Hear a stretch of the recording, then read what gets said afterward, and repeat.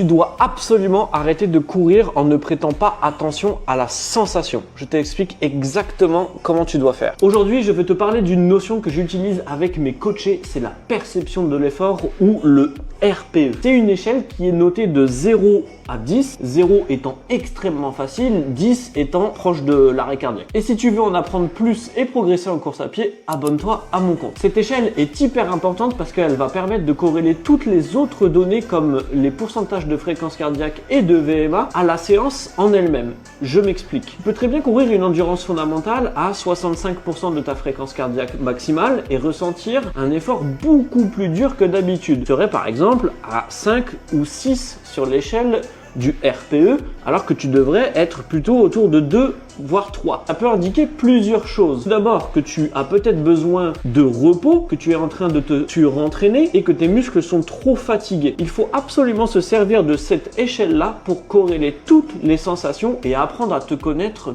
toi, puisque c'est en apprenant à connaître les sensations de son corps qu'on va pouvoir reprendre contrôle et progresser beaucoup plus rapidement. Je te mets l'image de toutes les séances ainsi que leur correspondance sur l'échelle de RPE tout de suite.